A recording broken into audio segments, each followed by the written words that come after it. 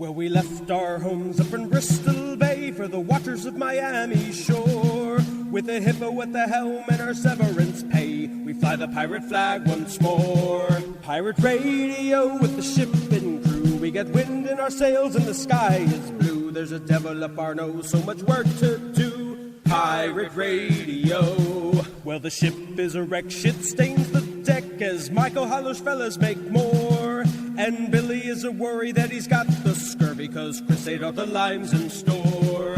Pirate radio with the ship and crew. We get wind in our sails and the sky is blue. There's a devil up our nose, so much work to do. Pirate radio. Now Roy is a chum when he's on the rum. He's the glue when we spring a leak. And Stu is a mess, he does less and less. And Greg sounded worse each week. Pirate radio with the ship and crew. We get wind in our sails and the sky is blue. There's a devil up our nose, so much work to do. Pirate radio. Someone yelled ahoy, who the hell's cabin boy? Somebody named Tony, who knows? Once we got the skip, well, a mean jumped ship, cause he knew we would sail to gold. Pirate radio with the ship and crew. We get wind in our sails and the sky is blue. There's a devil up our nose, so much work to do. For the pirate radio. Stugotz was big, strong man yesterday. That was head of family stuff. That shit's not easy, and he really handled it with great grace for his family. And so, you guys all that were there to love him up. Thank you, guys. He felt it.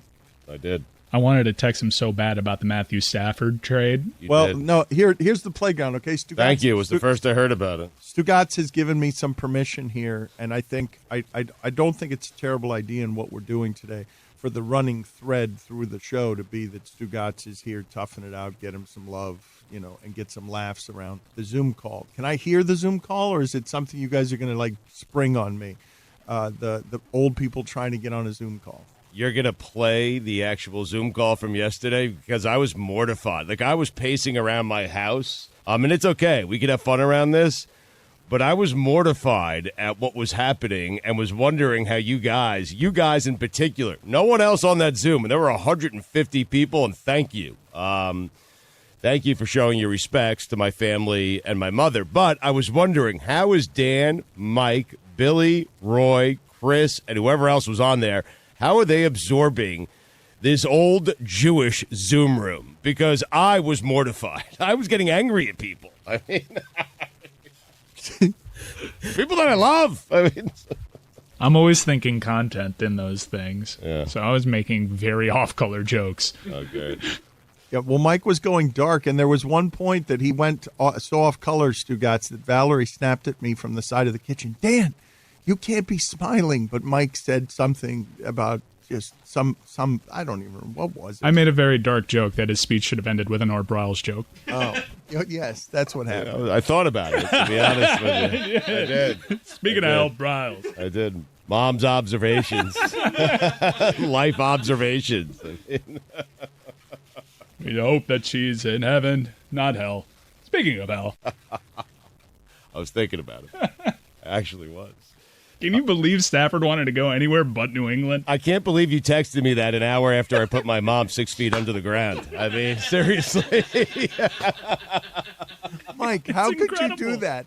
Mike, how could you do that? The one place we all thought for sure he'd want to go. Well, somebody explained to me what happened there with Stafford, because that was the news of the weekend, and it was so funny, right? Because Stafford and Goff, Stugotz, like two quarterbacks. That whole thing is funny for a number of reasons, because what you just saw there was basically, that wasn't actually the worth of Stafford or Goff. That was the worth of what it cost to get that contract of Goff off of your back. It wasn't that people were looking like, how could you give up that much for Stafford? And that means, how much is Watson worth? No, man, the Rams have decided Goff ain't it. And we can make system quarterbacks. Goff is the most system quarterback of all the system quarterbacks in the entire sport, where you don't know if he's any good or not. You figure he's good only because of the system, and that system got, the sphincter got clogged up by Belichick in a Super Bowl, and they haven't been the same since. So it's like, that guy's progressive. He's not going to be the coach of the Rams isn't just going to sit there. So he's like, okay, I'll go all in right now. I don't have any draft picks for the next 5 years. Right. I'm young. I can always get another job in this sport in my 40s. Let me see if I can get Aaron Donald. They don't have a first-round pick on the rosters like anymore since Aaron Donald. They don't have a first-round pick for 5 years. And this is McVay just saying, oh, bleep it. I'll just do it right now with Stafford. I don't know if he's healthy, but and we're all thinking to ourselves, Stugotz. All of us are thinking to ourselves, well, we know Stafford's better than Goff. We might not know how to evaluate the positions and stuff, and Stafford might not be healthy, but Goff is a system guy.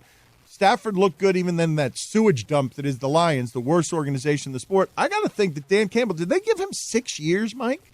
Did they give Man Campbell a 6-year contract? Because they're like, okay, we know Goff can't play 2, and so maybe he plays here, but we're just going to take this contract for 2 years, and then you can get started on your job, as we're just going to fumigate the place.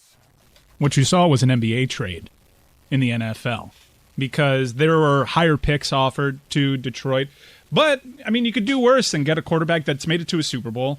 If I had to bet money on it, I don't think Goff is on the Detroit Lions next year. I think the Lions have an out in that massive contract. But when hearing about the Rams being interested, the big question was, well, how do they get out from this Goff trade? And the answer was simple. They got to trade assets, additional draft capital to get that contract off the books, and that's exactly what you saw.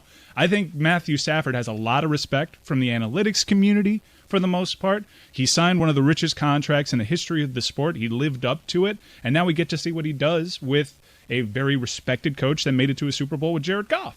I like his chances, and you've heard me be Stugotz, you've mocked me over the years. I can't believe that this is where we're starting with Stafford and Goff when Stugotz buried his mother yesterday, and Stugotz can't keep up with this. Like Stugotz, no, I'm good with this. Is it possible for you to break down the nuances of a Stafford-Goff trade when Mike is trying to bother you during the funeral to break news to you? I can break this down rather easily, to be honest with you. Matthew Stafford, because everything with Stafford has been coaches constantly change, the coordinators constantly change, they don't have good, position skill players. I'm telling you right now, Stafford better go to L.A. and he better win a Super Bowl. It is Super Bowl or bust. There are no more excuses. You have skilled players around you. You have an offensive genius as head coach. Yep, Detroit is I like his chances, is what I'm telling you. He's not going to win a Super Bowl. I'm telling you right now. Okay, maybe not. Oh, right. Wait, why are you doing this? What are we doing with Matthew Stafford, where he's the missing piece to the L.A. Rams? Jared Goff got him to a Super Bowl.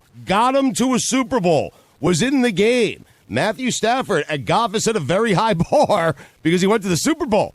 And if Matthew Stafford, if you want this to work out, not only do you have to get to the Super Bowl, you have to get there and win it. How about that? So Super Bowl or bust, but you're already calling it right now bust because he's not making it to a Super Bowl. Yeah, he's not that good. Okay, Stugotz, you're emotional. We've got to understand what's happening here because now Stugotz has flopped to the other side. Meaningless trade.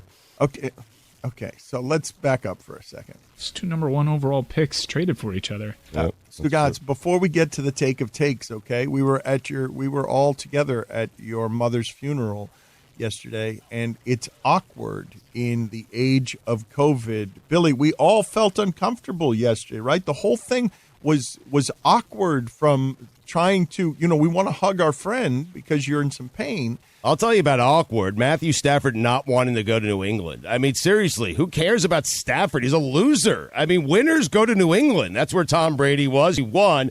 You don't want to – listen, you complain about your coaches and the coaching carousel and different offensive coordinators every year. What you have in New England is stability and the greatest head coach of all time, the greatest football coach of all time, and Stafford has no desire to go there. Why? Loser. Okay. Oh, my God. What's going on? That hit me in the chest. Wait a minute. Can you – that rant felt a little bit like Stugotz now pulling out the Sid Seixeiro bona fides. Get the sound for us because this is that you just punched me in the chest with loser, and it's the best of the rants I've heard in this department, creative hot take department. Stafford's a loser since Messi was under the knife, the hot knife of Sid Seixeiro. Do you have that, Mike, right now? Takes a little bit longer now outside of the Disney umbrella, Dano. It's buffering. Okay. I have like a 56K modem here, so deal with it for a second. All right, it'll play Phil. in a second. Yes, seems thank like you. A lot of Ks. Phil, who shouted at me? Phil, was that Whittingham or was that Mike that shouted Phil? Okay, I will Phil here waiting for this sound to come in.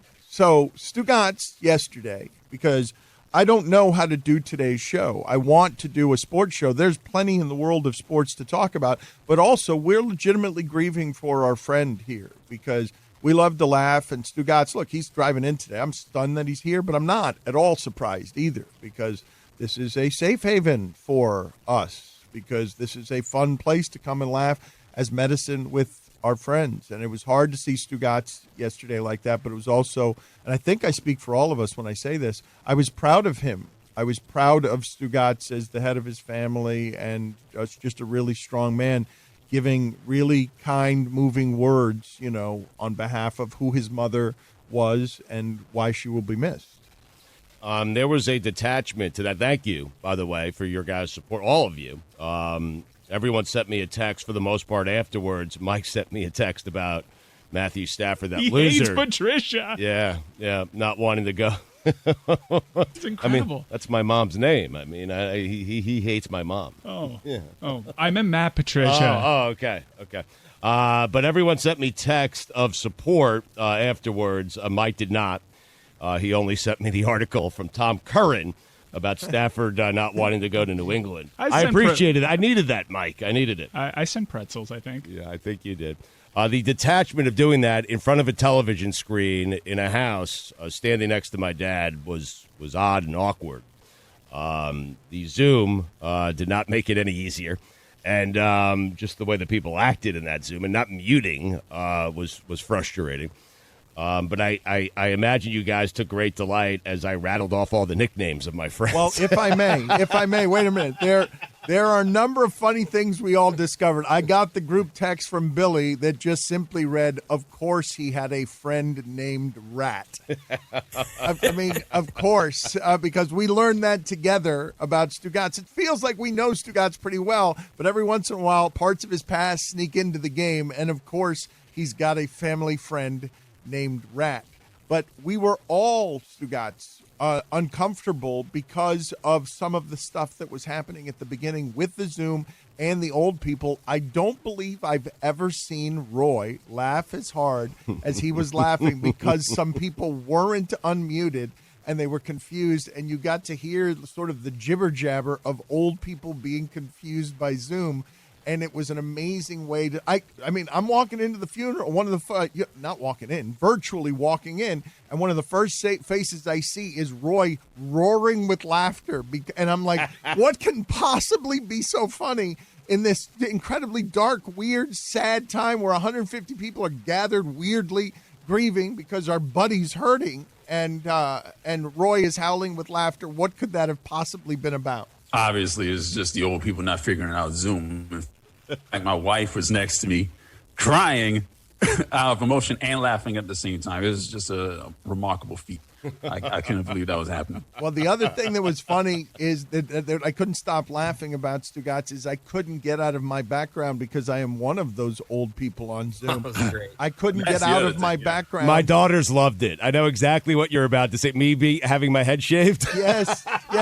It was Stugotz at Feinbaum. Stugotz. It is. No, Emma and Rachel, my daughters, they loved it. They were laughing out loud. Okay, Mike, you have to post that photo for people to see it. But yes, I couldn't get, because my Zoom background throughout the pandemic has been Stugotz with his hair shaved so he's got an island of a cul-de-sac looking into a mirror as he's discovering that he's lost the Paul Feinbaum bet and has now the haircut of Paul Feinbaum. That photograph, that was a real moment, and it was behind me, and I couldn't get it off of the screen. It was so bad, and the only time it wasn't that is when it was Greg Cody dressed as Woody from Toy Story. As a cowboy. That's right. I switched it over. Billy, but you did that on purpose. That was Billy leading me. Billy, you were leading me to I don't Billy. Control your computer, Billy, Dan. I just told you how to change Billy, it. you're an anarchist always. And I'm like, Billy, help me with this, because Mike was at a soccer game, weirdly. Mike was phoning in his grief from a soccer field. Oh, really? Yeah. I had to play soccer. One of my friends is leaving town, so we had a testimonial match. Said goodbye to 2 people I know. All right. I mean, soccer, really. I feel so loved by you. tell me I was on mute. Otherwise, you would have heard. You went to my Punk. mom's funeral from a soccer game and sent me a Tom Curran article afterwards. I mean, Mike Jesus, was going Mike. all I was dark drinking a humor Michelob Ultra yesterday. the entire time, Mike too. was going all dark humor the entire time. What is the matter with you? I'm not good at funerals, guys. No one is. You gotta laugh. It's Roy was awkward. dressed fantastically, though. Did we mention Oh that? my God, Roy was the nicest dressed Roy, person you there. made us all look bad, Roy. Like, I broke out. I was more dressed up than I've ever been during the pandemic. And by saying that, I mean I put on a golf shirt that was black. Well, that's your fault. And No, including the wait a minute. background, That's not my fault, Roy. Wait a That's minute. absolutely No, your it's not my. Listen to me, Roy. I've been bumming around my house for 10 months, like most of us have been. It's not been a dressed up period. I don't know how many times all of you. Like, I'm assuming many of you have had to wear pants to go to work. But if that's not what you've been doing, and you've just been super diligent about COVID, you probably haven't been wearing pants a whole lot. We don't wear pants at work. Chris is often naked, totally nude while we're doing this. That's right. Except for his shoes, the floor is icky. The floor And a is hat, icky. because that's my thing. Why The floor is icky at your why house is now? the floor icky in here? Why is that? It's the Clevelander. Well, it's also because you keep dropping stuff on the floor, Dan. Yeah. All right. It was very nice one day. I came in there with Bob, and there was just like 3 water bottles all emptied out on the ground. It looked like you did it on purpose. And there was like one napkin on top. Oh, he helped. Okay, so that's why the floor is sticky. Stugotz, how are you doing today in all seriousness? We're joking around and we're doing a sports show today, and we will continue to do it because there is a lot of good stuff to talk about today. But in all seriousness, because we just sort of jumped in here fooling around, I think humor is one of the ways one copes with grief. I think it's one of the reasons you're in here today, not just because you love us, because it's going to feel pretty good to laugh for 3 hours, because what you've gone through recently, you don't wish on anybody, because you spoke to some of that in your eulogy where you were saying you wouldn't have wanted to be here with me trying to manage this particular grief and all these big family decisions during a pandemic when it doesn't feel real, that you can't like reach out and touch someone. You can't hold someone. You're doing it from your living room because your mother's being buried somewhere else. I don't mean to be too intimate. No, it's okay. I'm kind of used to the detachment of this because I've been dealing with COVID for 3 weeks. So yesterday just was an extension of that, where, you know, it's just hard because, as I said yesterday, you have your mom who's been there for you your entire life, and at the time where she needs you, you can't physically be there for her. And so what I tried to do was be there with her in spirit. I tried to be there with her with my words on the phone, mentally. I really dove into this with my mom as she was trying to recover. And yesterday just felt like an extension of the detachment that is COVID, because I haven't had a chance to see her. I haven't seen her in a few months, and all that hurts. And so I just, this is super helpful. You know, this is super helpful. Because you guys are extended family and you know me, and my mom was super happy that I found a place that I could go to every day that I called work, where I was just able to be myself, and you guys accepted me for the most part for what I am. And she was super grateful about that, because that meant a lot to her. It really did. And so this show became a huge source of happiness for her in the final 5 years, because she was in a lot of pain. And so I'm doing okay, but I know my mom. I really do this because I know my mom. I know the physical pain my mom was in, and my mom, as I said yesterday, had a banner week. She's out of pain. She's in a better place. She's reunited with her mom and her dad. She's reunited with her best friend, and I'm grateful for that. If I have to find peace and solace in this somewhere, and that's where I've been able to find it, and hopefully my dad will be able to have a more active life and be able to attend more things as we move forward. But I'm okay, Dan. I had 2 weeks to prepare for this. And my mom, God bless her soul, gave us, just by getting on that ventilator, fighting the way she did, really gave me, I truly believe this, did it for me, my dad, and my brother, because we were not ready to accept it yet. And that gave us a week to kind of get everything in order. And so I sit here today telling you that I go in and out emotionally. But for the most part, I'm feeling pretty good. I really am. And sitting here with you guys and laughing really helps. It does. It's why I keep coming in and doing it. And people who are questioning why or whether I should be doing it or not, I don't care. Don't tell me. This? People on Twitter. Don't tell me how to grieve. I'll grieve my way and you grieve your way. Wait, who's doing that? There was some. I just saw some. Listen, I haven't paid attention to Twitter in years. You don't. You go out. I know. You go out to the golf course. You don't pay any attention. You just retweet compliments, and people are People are telling you how to grieve your mother's death by going home. And wait a minute, they're doing to you what you used to do to the athlete who lost a game, where you're like, go home and suffer it. Don't go to the nightclub. And they're doing. Listen, I had to check my mentions because I wanted to see the reaction of the Stafford trade. And while I was there, I saw a couple of people criticizing me, saying, "Hey, Stu, maybe take a week off, honor your mother." And I'm like, hey, you know what? I didn't respond to them, but I'm thinking to myself, don't tell me how to grieve my mother's death. That's right. I'll grieve it however I want, That's okay? Right. Yes, you will. And what's funny about that, Stugotz, even though everything you just said, people might say to themselves, well, what could possibly be the funny in any of what Stugotz just said? It was heartfelt, it's moving, it's emotional, it's touching, it's real, and we love him, and he loves us, and this is a hard time. And hopefully we can be there for him in some small way, and it becomes family and friendships and all that stuff. And while he's saying that, and we're all moved because we've seen Stugotz. I've never seen him cry before the last couple of weeks, not in 20 years working with him. And he is, he has suffered this, and it has been brutally hard. But as he's relaying that to you and the audience for the first time, Mike, about a minute into what you said, whispers in my ear like a devil demon. Stugotz, not interested at all in the grief here, just wanting the funny, says to me, just like this. And it's a whisper as I'm trying to listen to my grieving friend, as the grief eater and the guy who loves you, as you're getting a moment of intimate vulnerability on the radio. Mike Ryan says in my ear, and it's like a sizzling fuse toward inappropriate, and he's like, I finally have that Sid Seixeiro sound. Domestically, he's won everything there is to win at Barcelona. Yeah. And he started Barcelona, 13? Yeah. He's won everything there is to win. Here's how you know what Messi's about. When they were winning the best things at Barcelona, it was Messi, was Xavi, Iniesta, David Villa. That was a team. When they would break from 2008 on and go their separate ways for major tournaments, Xavi and Iniesta and David Villa and all those Spanish guys from Barca were winning tournaments. 3 in a row. Euro 2008, World Cup 2010, Euro 2012. Good man. Messi, the second he steps on a field without that core, is average. And you have seen it in Copa Americas. You have seen it in World Cups. He's now gone 675 straight minutes without scoring a World Cup goal because Xavi's not there, because Iniesta's not there, because David Villa's not there. And the best players I've ever seen in my life can play with anybody. Cristiano Ronaldo can play with any. Michael Carrick sucks. Darren Fletcher sucks. Why is that? I'm making a point. I'm making a point that Ronaldo didn't have Xavi. Ronaldo didn't have Iniesta. Zinedine Zidane could play with anybody. And he did it constantly at Juventus, for France, Real Madrid, scoring in the final at Hampton Park in Scotland.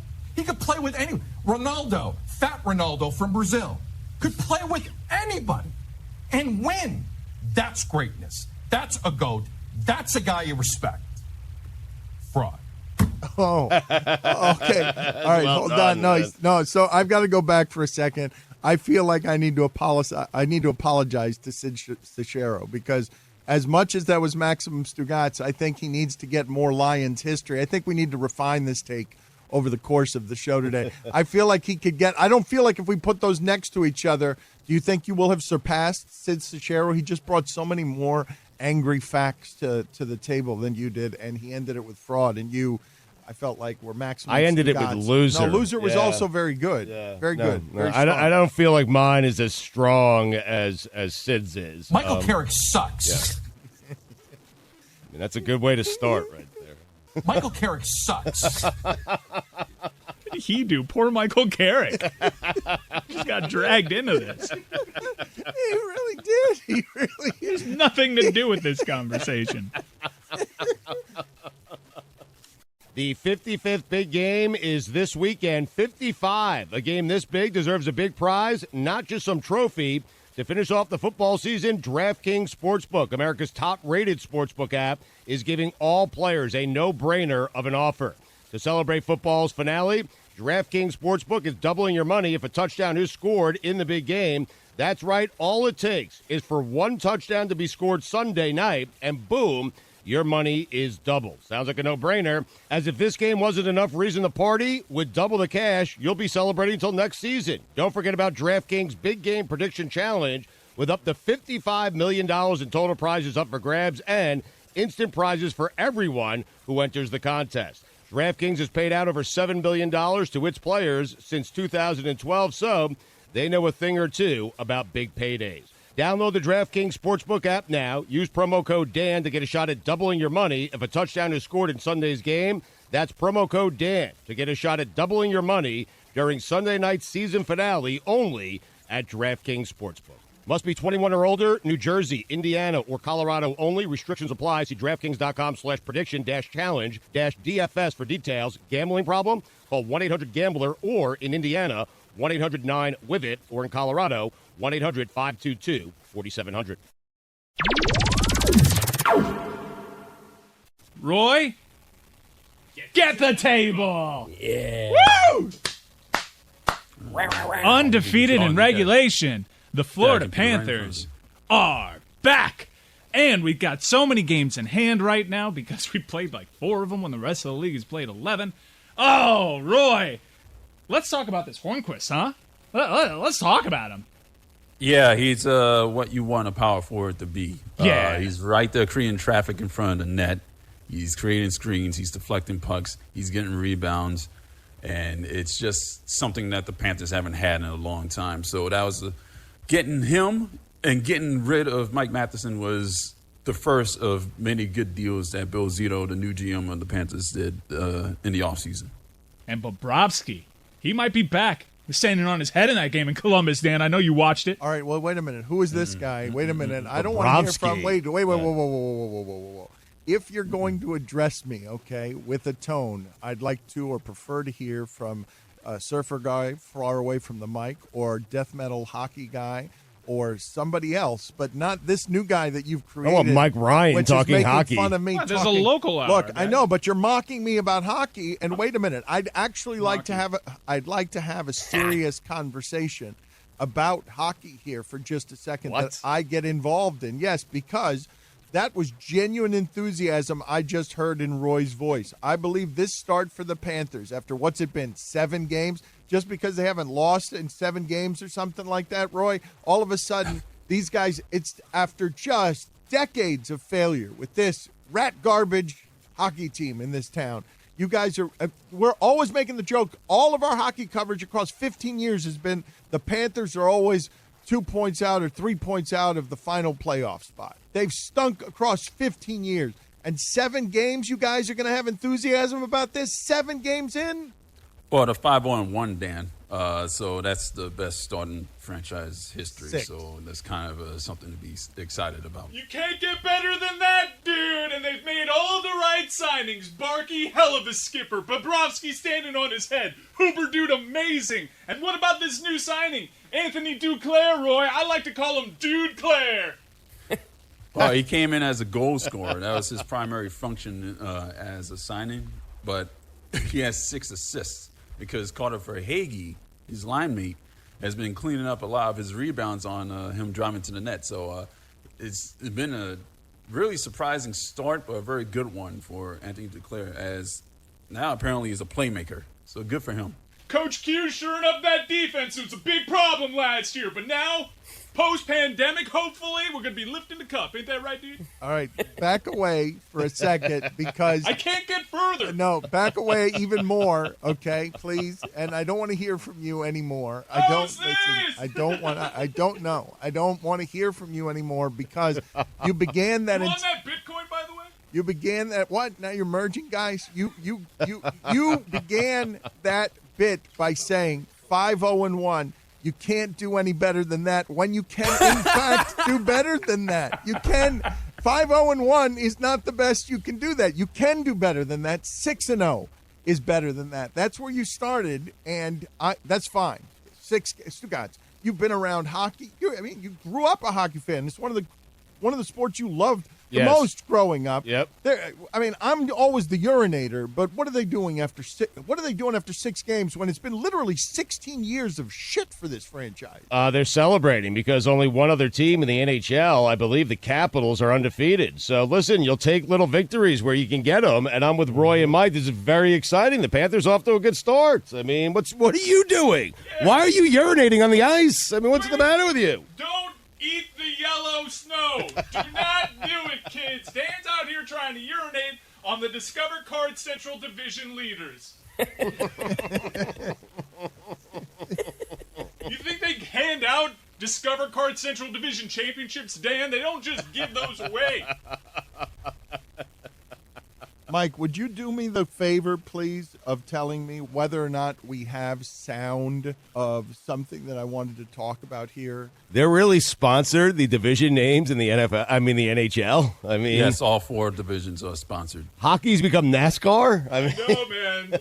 It's a bummer that the Cats aren't playing in the Chipotle Central Division. But whatever. The league lost a lot of money in the bubble last year because of the pandemic, so they got to get them. They got to get this cash where they can. By the way, kind of on the same subject, is there anything more delightful than when you walk into a Moe's and everyone's like, "Welcome to Moe's"? That's awesome. And you Pittsburgh's guys, further east than we are? Yeah, man. You could draw a straight line from South Florida straight to Cleveland. Did you know that, dude? You can draw a straight line from South Florida to anywhere. It's a straight line. No, well, very true. good point. But not Yeah. diagonally. Just north to south. North to south. There's parts of Florida that are in the Central Division. I mean the Central Time Zone. forgive Is me. it the Discover Card Central Time Zone? Yes, you are correct. All right, somebody, you They're guys. selling time zones? Wait, Mike, I really do need help here, Stugotz, because sports are selling out a little too fast. Okay. Not fast enough. So, Mike, please just read them one after another because you are informing me of this. I had not heard what you just said, and that is an amazing way to cash grab. And, of course, let's just go with desperate greed at this point because everyone's losing a lot of money and not having fans in games.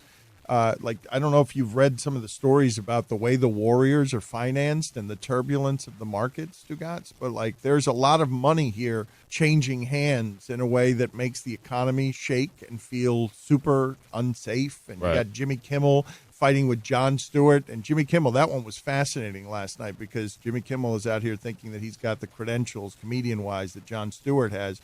And you just saw a fight between them back and forth because Jimmy Kimmel is articulating by saying that Russian bots are, influencing the economy. And you've got Jimmy Kimmel sort of now people are just dragging Jimmy Kimmel because he is sort of, he's going somehow his politics have been left, and now he tilts right on something where he's saying, hey, the first way to get to communism is bleep with a country's economy, and now people are siding with Jon Stewart, saying, "Hey, stop siding with the rich people." It's a bit of a non sequitur, dude. It really is. You got the division names. Is that? Yes, no, That's where I'm we were sorry. headed. Yeah. So I was rambling. Can Very you just confused. give me the 4 division names and their sponsors because I didn't realize we had arrived here. You got the Scotia NHL North Division, the Discover NHL Central Division, the Mass Mutual East Division, and my personal favorite, because I drive a Civic, the Honda NHL West Division. Has anyone reported what those are worth? What those sponsorships? What someone had to The pay? Central Division Championship is priceless, Dan. I've been waiting for this moment all my life. Who's that guy? Who's I think that that was Phil character? Collins. Weird. What are you doing there? Who's that character? You want to know how much sponsors pay to sponsor a division? Well, but because that's got to be expensive, does it not? You can't give that away cheap. Can we correct? sponsor an NHL division? If you can get World it of cheap, Suey I'd like Central to. Division. Meadowlark Media, the Meadowlark Media Central Division. I wanted to ask you guys, Billy, were you able to get that sound cleared of Draymond Green because it was press conference sound? Please Because stop asking as if we have a clearance department. Let's just this play sound. it. It was Okay. it was a press conference. Okay, well, before you play it, though, I want to explain it to the audience. By way of explaining it to the audience, I want to explain how it is that I'm segueing into something else from this weekend that Stugotz may not have seen because Stugotz was immersed in, family stuff, and he's coming over here for the escape. So, Stugotz, did you see any of what was going on with Rodney McGruder, the former Miami Heat player, and Draymond Green and the Golden State Warriors? Do you know anything involved with this little soap opera that I'm about to tell the audience and you about? No. All right, so here's some of the backstory because it's uproariously funny. But it starts with Rodney McGruder, okay? He is a guy who has been a journeyman for a long time in the league. And when he played for the Miami Heat, I believe Miami Heat fans kind of loved Rodney McGruder. I know he was one of my father's favorite players because he was just like a scrappy little player, and he could make his way in the league, and he played defense, and he wasn't a very good player, but he was okay. And he could be a professional basketball player making a living in that sport and be your scrappy guy. And for some reason, I think, while defending the honor of Wayne Ellington and something that had been said in the first quarter, according to Draymond Green, Rodney McGruder found himself sort of beefing with the Golden State Warriors, getting tough. And now Klay Thompson's not playing. Klay Thompson's in a boot, but Klay Thompson is doing some of the commentary on Rodney McGruder heading toward the scuffle with the Golden State Warriors. We don't have that Klay Thompson sound, correct? But the Klay Thompson sound is essentially he's doing the broadcast on the game, and he's saying, look at Rodney McGruder, probably chirping about how he's not going to be in the league very much longer, as if he like he was cruel to him, as if that dude matters, and he just sort of torched him. But Klay Thompson was then one up because he was saying, like, he's a good player. He's going to be out of the league soon, is what he was saying about McGruder. It was cruel. It was mean. And then Draymond Green, if you thought that was mean, Draymond Green is like, no, that's not mean. This is mean. Draymond, what happened at the end there with McGruder? I don't know. I was in the locker room. But apparently he was taking up for Wayne Ellington. When the Rodney McGruder become the tough guy of the team? Like, I don't know, man. Everybody in the league tough these days. It's crazy. I've seen a lot of tough guys this year. I don't understand it. And don't nobody do anything. Like, if you really wanted to do something, you could have done it. Walk over there talking shit like he's a team tough guy. Get the hell out of here. Tough guy, Rodney. Tough guy. This is the Dan Le Batard Show with the Stugotz podcast.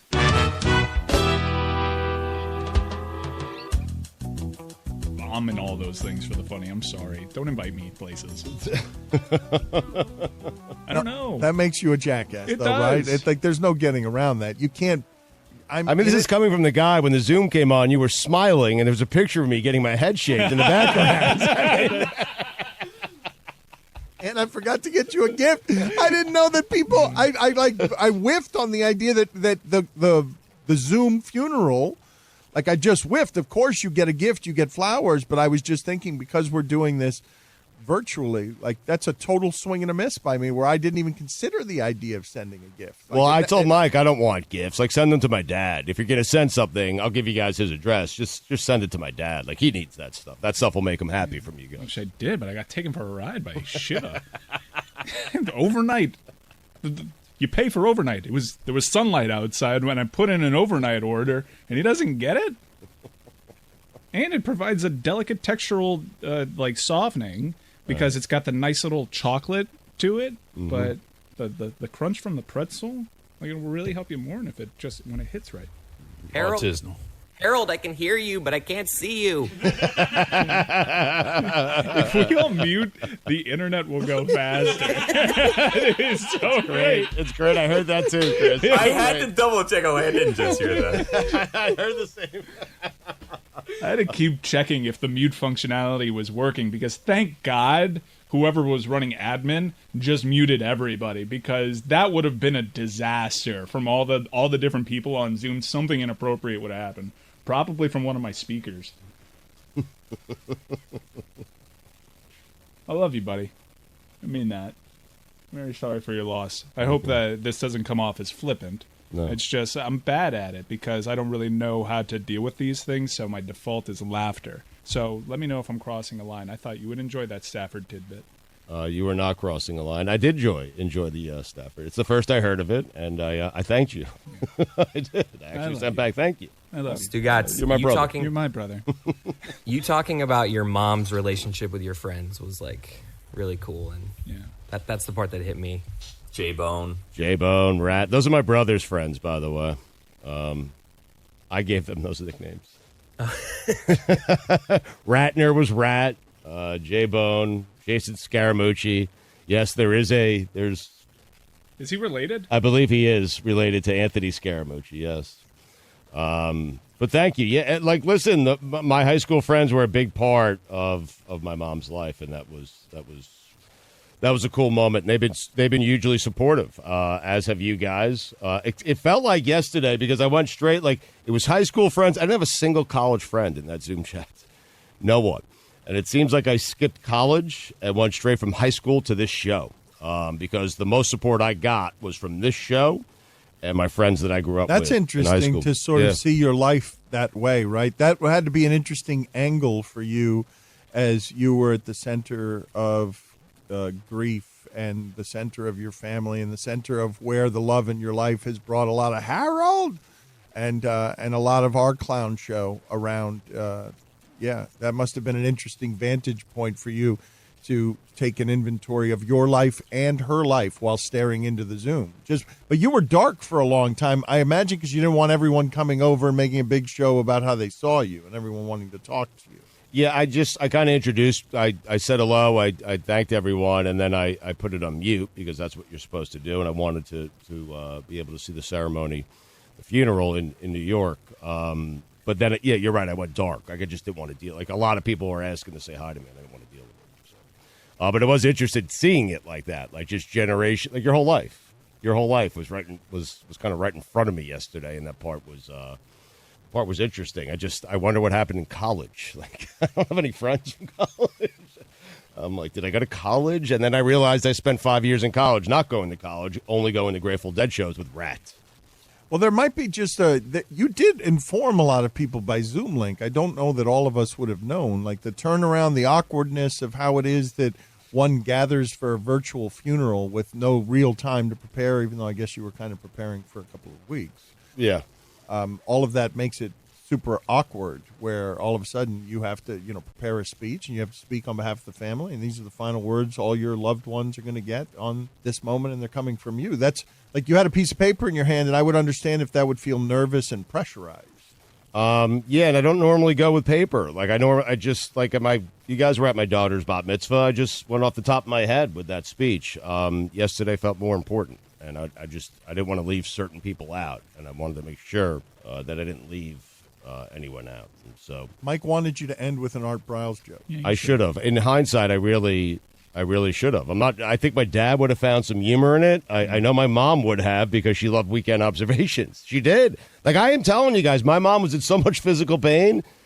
She watched the show, I want to say, almost every day for like 4 or 5 years. And really grew to love the show and understand the show. She got the show. My mom, it took her a while, but she finally got the show, and she was super appreciative of me being able to call this work. I mean, did she get the layers to the corporate Michael bit? No, she didn't like that at all. Yeah. Oh boy! Let's make some money! Oh, the market is open, boys. Diamond strong. Rocket to the moon. Let's go. I'm in all sorts of crypto, and I don't understand it at all. But let's go. Dangerous game. Oh, you're still doing this? Oh yeah, man. I mean, there's money on the ground. Most of it mine, because I'm spilling it everywhere right now. Oh, dude, Wednesday was so fun, and then Thursday, those crooks over at Robinhood, they got me good. Never going to get those 24 hours back, Dano. But today, we strike back with the intensity of 10,000 suns, and we're all millionaires by the end of this day.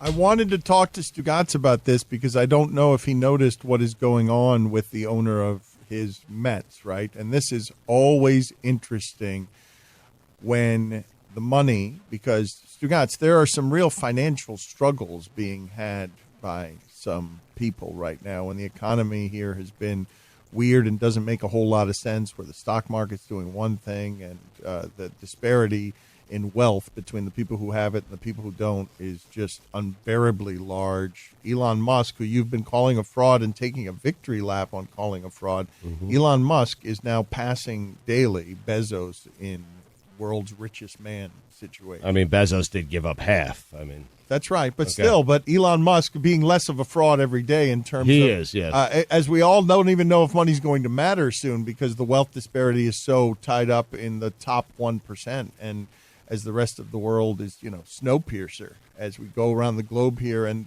most of the problems that you're finding in America, even as we talk about them racially, they have a great deal to do, Stugotz, with just poverty, the difference in poverty. Like when Hispanics are getting taken out or blacks are getting taken out at a disproportionate rate from the coronavirus, it's because it's hitting these communities where people can't afford to be careful. They have to keep going to work to 2 jobs in places that can't be testing because the economy needs to run on their backs. And like it's the center of the fight in America over race and privilege and everything else, that there's this desperation in the lower classes, which tend to be populated by minorities because we scrambled onto this country and through slavery, or if you're going through Hispanics in Miami, through being granted freedoms that allowed our immigrant parents and exile parents to work. We scrambled to build an economy for ourselves. And in many black neighborhoods now, one of the great dangers in American society for a long time now is there's still not a lot of ownership in those neighborhoods. Of when people say, well, what are you writing about burning your own property? It's not our property. Everybody, we're renting here. We don't own anything. And so like that scramble in America that you have seen play out over class, over just the things happening in the world when it comes to money, played out with the Mets, with your owner, Steve Cohen. I don't know how much of this you have seen, but this is a unusual thing. Baseball allows very little new money into its club. Even Mark Cuban was considered too dangerous because he's a young renegade owner, although he's not anymore. And all that basketball nonsense of being the showy owner doesn't work in that country club where all of the owners are like, they all look like Bud Selig through history. It's a super white club with, what do you got? Artie Moreno. You got Artie Moreno, and you got maybe, forgive my ignorance on this, I don't know where the Seattle ownership group is in terms of international interest. I think they're from Nintendo, right? But regardless, it's a very exclusive club. They simply don't allow very many people into it, Stugotz. And they were sketchy on whether Steve Cohen had real money, the kind of liquid that you need to have to be in their special club. Usually these things are unanimous. They did not vote him in unanimously, and he was on Twitter enjoying it. You said he's a showy guy. He's he likes to swagger and be a real Mets fan, and he was interacting with people on Twitter, and then some people pointed out to him that he was on the wrong side of some of this stuff where his money is, and he all of a sudden deleted his Twitter account and ran for the hills, because what's being played out in America, whether it's Jimmy Kimmel and Jon Stewart fighting and stuff, it's a fight over money in terms of where the riches are.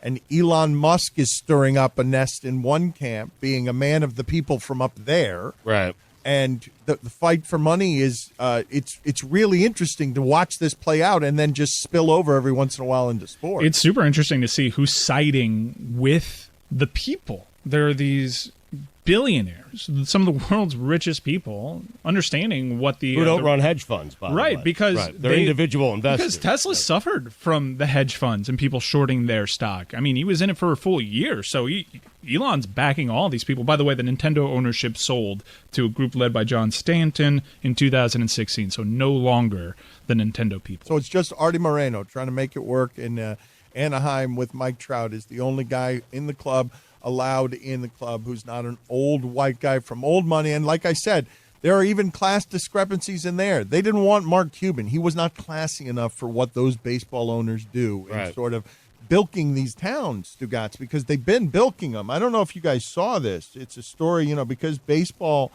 there's a different demo that's paying attention to baseball, Stugotz, and it's an older demo, and baseball is suffering from a bunch of stuff that's happening. But one of the things that's happened is the grift, right? It's the grift of how it is that the league has been structured so random that there are some teams that just can't compete anymore. And I don't know if you saw, but the Rockies, did you see this? Over the weekend, in the middle of everything. Oh, Arenado, that's right. Arenado got sent to the Cardinals, and the Rockies gave the Cardinals $50 million for doing the favor of, please take this young guy who we were going to build around 2 years ago with one of these monster contracts. 2 years later, the Rockies say, nope, we don't want to play baseball anymore.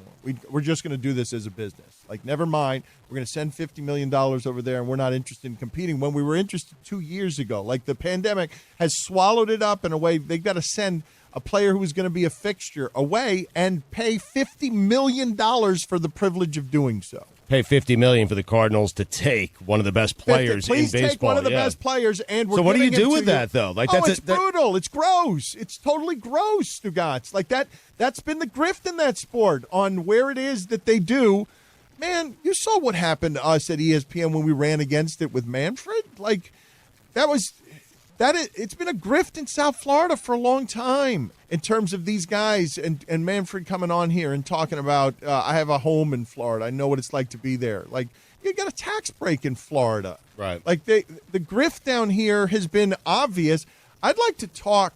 Mike, can we talk to David Sampson? I'd like to talk to David Sampson and get to the bottom of where the Marlins are right now, because I got to think, as all this money gets crazy, Stugotz, and Derek Jeter's just got a couple of more years, and this economy is not sturdy in Miami, and that team sold for way too much. It wasn't worth that. It doesn't have the television contracts, doesn't have local banking, doesn't have local backing, doesn't have sponsorships. I got to think that Jeter might be in some real trouble here in terms of just, like, do they need to sell this team? Well, I don't think I think it's Warner that's in trouble because he put up most of the money. I think Jeter's more of a figurehead. Sherman. Where Jeter's, basically a figurehead to that organization. Like, Jeter's going to be fine. I think his money, his capital is in big trouble. I think you're right. Like, I'd like to figure out how to have this conversation in a way that is smart about the business interests of what's happening, because I'm not a business smart person. And Stugotz, last week when we started talking about this, a lot of people are ripping you, Stugotz, because they're saying you got all the stock stuff wrong as our resident stock expert. Mike Ryan was playing a character. Chris was along for the ride, but you gave out information that people said who know about this stuff that was totally wrong, and we were passing you off as our expert. Like Mike? Well, you made it sound like if I decided to sell stock, I wouldn't get that closing price for 3 business days. Yeah. And it was just like a complete omission about settlement periods. And we were very confused by it, but we were going with it because it's sort of like, it's Chris and I are just learning this stuff, kind of. Sure, right. And this is very volatile. And we were looking at each other like, that doesn't sound right, but he sure sounds sure of himself. Yeah, well, that's the key to everything. I mean, when you're not sure, just say it in a way that makes you sound confident and informed. That's what I used to tell my clients. The 55th big game is this weekend. 55. A game this big deserves a big prize, not just some trophy. To finish off the football season, DraftKings Sportsbook, America's top-rated sportsbook app, is giving all players a no-brainer of an offer. To celebrate football's finale, DraftKings Sportsbook is doubling your money if a touchdown is scored in the big game. That's right, all it takes is for one touchdown to be scored Sunday night, and boom, your money is doubled. Sounds like a no-brainer. As if this game wasn't enough reason to party, with double the cash, you'll be celebrating until next season. Don't forget about DraftKings Big Game Prediction Challenge with up to $55 million in total prizes up for grabs and instant prizes for everyone who enters the contest. DraftKings has paid out over $7 billion to its players since 2012, so they know a thing or two about big paydays. Download the DraftKings Sportsbook app now. Use promo code Dan to get a shot at doubling your money if a touchdown is scored in Sunday's game. That's promo code Dan to get a shot at doubling your money during Sunday night's season finale only at DraftKings Sportsbook. Must be 21 or older, New Jersey, Indiana, or Colorado only. Restrictions apply. See DraftKings.com/prediction-challenge-DFS for details. Gambling problem? Call 1-800-GAMBLER or in Indiana, 1-800-9-WITH-IT, or in Colorado, 1-800-522-4700. I'm holding the line with GME and AMC. No, AMC's doing well. You need to sell those because they're hoping for people like you who are the last ones on the ship. So you need to get out while there's still people on the ship. On GME, on GameStop, I'm going to lose. But I don't have that much. Like, I believe in what these people are trying to do, and if they say hold, you put something on our radar. Some of us have made good money because of what you do, so I'm going to be loyal to their cause. But they're not going to say sell for everyone to sell at the same time because then you're going to lose a ton of money. They're telling everyone to hold so they can get out, and then they'll get out. There is a plan. There is a coordinated effort. For right now, it's hold. You don't want to show your cards because then the market's going to start hedging that. So, but there are people that have made millions of dollars sitting on GameStop right now. There are people the executives have made millions of dollars all selling their share because they realize holy shit, this is never going to be worth this amount again. The dude from Chewy's like made billions off this. I was reading crazy. in the New York Times, I was reading some guy who got in really low and is literally the guy living in his mom's basement. Turned it overnight into $48 million, turned a few $100,000 into $48 million just because of this bet. And I'm curious as I see what Steve Cohen is under, Stugotz, because I don't know what's happening there where he's all of a sudden running for the hills, because there's a bit of a pitchfork mentality of the people who have been ripped off for a long time. Like one of the funny things that you've seen happen with GameStop, when it comes to sports, right?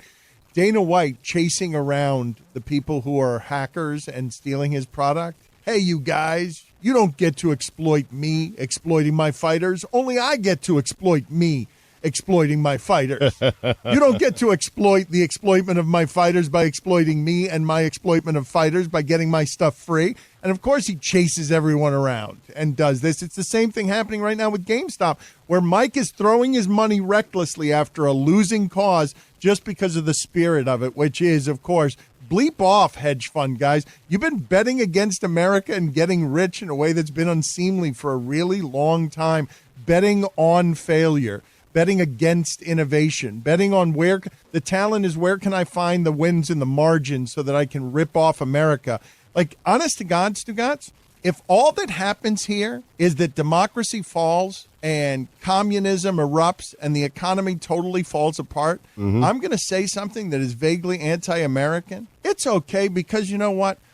You, Goldman Sachs. Like, you deserve to be the reason for the ruination of America. I think you probably push a little too hard on democracy. Capitalism. Maybe that. Yeah, I think you're conflating the two all too often. Yeah. And there is a general belief that we live in a free market capitalist society. And you saw with what Robinhood did on Thursday, this isn't exactly a free market if people start restricting your buys just because they don't want you to make money. I mean, literally, you couldn't write it in fiction any better than the organization Robinhood, that it was apparently trying to pretend, like the president did for 4 years here, that he was a man of the people. It was meant for us. Robinhood, not just meant for us, it is Robin Hood. The story of Robin Hood is stealing from the rich to give to the poor. Your very name is the irony. If you were writing this in fiction, it can't be so. Oh, wait a minute. When it actually became a meritocracy, when it actually became, oh no, the hedge fund guys don't always get to win. The little man can win too sometimes. Robinhood shuts down, damages its brand forever. Like, the New York Times was filled with these stories, Stugotz, where you're like, oh, this whole thing was ugly in the way that this happened. At the end, it was revealed that Robinhood was the very opposite of what it is. Like, that's I would think, brand damage ending. They were supposed to be a man of the people, a woman of the people. You could stock trade without having to be a fancy person. You could stock trade the way you call an Uber. You don't need to learn anything. It's just a little gambling online. You gained all that trust from those people, and then in one day, with one decision, that trust vanished. I mean, so yeah, I would think that would be super damaging to their business. I got in on AMC, by the way. I did on Friday. Yeah? It was 8 and change. Oh, you're doing great then. I'm doing very well now. Yeah, you're doing really well. I can't wait to sell. Instead of talking money though, here, have you gotten that off the ground yet to see on the moon? Let's go. Let's make some T-shirts. Have I gotten that off the ground? You doing that on purpose? Let's make some T-shirts. Let's go. Let's get in on that. Oh, we're gonna make money, just not the stock kind, just off of merchandising and grifting off of this. Okay, but instead of grifting in business, we grifted off it for content last week. I actually wanted to talk about something with you guys that felt weird this weekend. The Matthew Stafford trade felt like a bomb going off. It felt like a sports bomb that feels like basketball. Wait a minute, blockbuster. And I think we can agree, right? Stugotz can call Stafford a loser, and we could question Goff's credentials as his system quarterback.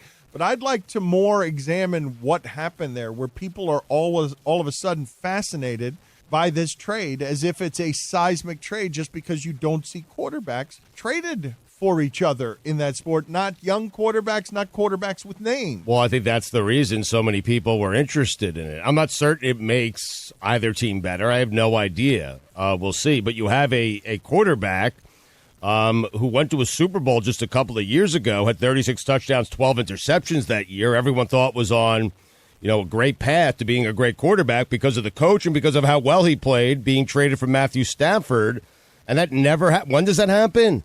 When does that happen? When you have two starting quarterbacks being traded from one another. There's another element, though, because it's not just – if it were just those two, I could understand any amount of cynicism where somebody analyzes sports and they come about this and they're like, Goff and Stafford, just other guys. But we happen to know that one of those guys in Stafford might be, when healthy, a top 10 quarterback. And it's an important position. And if his organization hadn't failed him at every turn in a way that made two greats quit in their prime, and now they hire Man Campbell to totally rebuild it. And I think, Mike, they gave him 6 years because he is there to clean up the janitor stuff on the front end, which is now getting rid of one of their icons.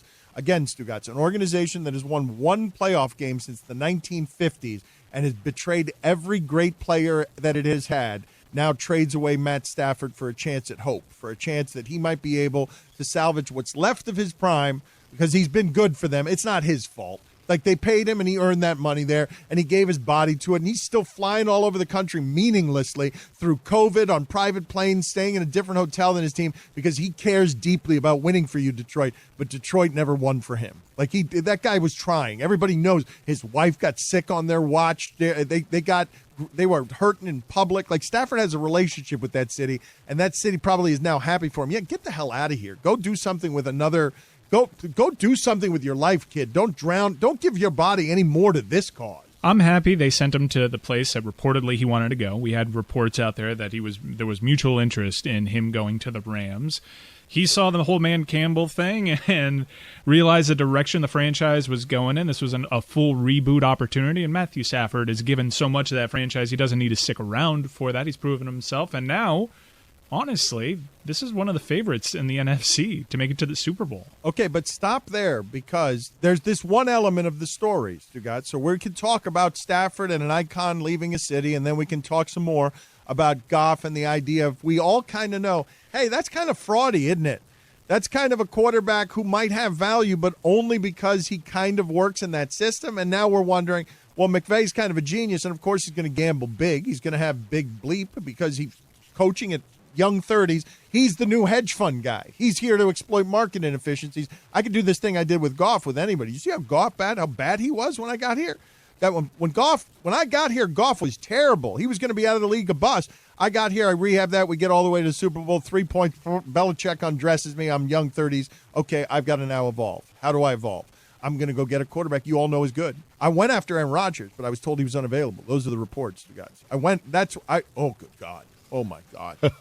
I would have retired and just run with them. I would have tried to figure out how to be a part of that band. Like, I would have retired on the spot. I would have run away with them. You still got hope, though. Kyle Shanahan sniffing around Aaron Rodgers. That'd be great. But hold on a second. Can you imagine that? I mean, the quarterbacks in that division, it's already the best division of quarterbacks in the NFL right now. You add Aaron Rodgers to the mix? Wow. Okay, but Stugotz, so there's that element, right? There's just all of that play because this is the stuff where it gets intrigue, and now you got basketball stuff happening because also in the shadows of what we're talking about is Deshaun Watson, because one of the subtexts that immediately arrived is, wait a minute, holy shit, if Stafford's worth that much, when we know he's good and he's top 10, but he's not young and his body's all broken, like if Stafford gets that, and then it gets you into the salary cap machinations, guys, because this is interesting for a number of reasons. That went not because Stafford is that valuable for that much, but because the Rams had to get out from under that Goff contract. It is a crippler in the modern age. It's a salary cap sport. You need to get your quarterbacks cheap. They gave a bad contract to Goff. It looked like they were going to eat it for 10 years. They just saved their franchise with that move by going after Stafford and sort of resetting there. The salary cap machinations are interesting here, guys, because the Lions just told you, no, Man Campbell, 6 years. We're going to tank it here for a while and really, really be bad because the Lions are $5 to $10 million over the cap now, and they're going to be paying Stafford and Goff $41 million the next couple of seasons while getting Goff. So Campbell's there for 2 years of janitor work, and then we'll see if we can build it on the back end. But then you throw into that mix the intrigues, you got Deshaun Watson taking off of his Twitter accounts and his Instagram and all his social media, all the Texan stuff. He's out of there. And now he's available, and everyone knows he's good because do you know how bad you have to be as an organization when your quarterback throws 36 touchdown passes and 7 interceptions in a season to be 4-12? to be 4-12 when your quarterback goes 36-7. Do you realize how many ways you have failed that quarterback? And now he's in the game, right? Isn't that part of the subtext of why this was a bomb going off? It's not just about Stafford. It's because, like, oh, wait a minute. If that's what he costs, wait a minute. Are we now talking about Deshaun Watson? And somebody's going to have to give over the franchise because you know what you're getting is 10 years of a good quarterback. You were waiting to see which would be the first quarterback to move because that sets the market for Deshaun Watson. It was very unlikely that Deshaun Watson was going to be the first quarterback to move because these lesser-known not lesser-known, they're all massive names, but these less desired quarterbacks are going to be going for some prizes. And if you see the market, then Houston can either ask for more or modify what they're asking for. There are reports right now. Was it Roy saying what they were looking for, which is kind of a Bill O'Brien type strategy, which is they're looking for impact players on defense, which is just get the draft capital. It's kind of weird. It takes the Jets out of it if that's what they're looking for. Impact players. Well, tell me how you guys experienced it as fans, because am I wrong in anything that I'm saying in that this felt like a football bomb going off because it also has those Deshaun Watson implications? Stugotz, it's not just two quarterback shifting teams, is that you're watching. Look, they did get Goff, though. I mean, I understand what you're saying, the 2 first-round picks, the second-round pick, what you would have to give to get Deshaun Watson. They also gave back a young quarterback. So, oh, but don't you think you just watched the end of Goff's career? Don't you think that kind of feels like that? Maybe they take a flyer on him. But why? Because career's going to die in Detroit? Yeah, it's probably. It's going to be the first 2 years in Detroit. He's not going to be any kind of special. That Stafford, look, man, I'm doing this all with my eyes, Stugotz. I'm not even looking at the numbers. I just think of Stafford, even as someone who's been critical of him being the highest paid quarterback in the league, which I was, because somebody at every point needs to be the highest paid quarterback in the league. And sometimes you make the mistake of Carson Wentz, and maybe someone will find a way to rehab him. But sometimes it becomes Stafford, where we can all agree. Look, Stugotz, the media expectations are sometimes unfair, right? You saw what happened with Tanaka in New York. The New York Times had a headline on Tanaka because he's leaving New York, the $155 million player who never lived up to the hype. And it's like, that's not fair. Come on, he played 2 All-Star games. He was an opening day starter for you 4 times. He's a great postseason pitcher. Like, that's so unfair. I mean, it is, but it's not, you know? He didn't live up to the hype? I mean, $155 million. He didn't live up to that. No, he did not. He didn't. It's not in sports all that much money anymore.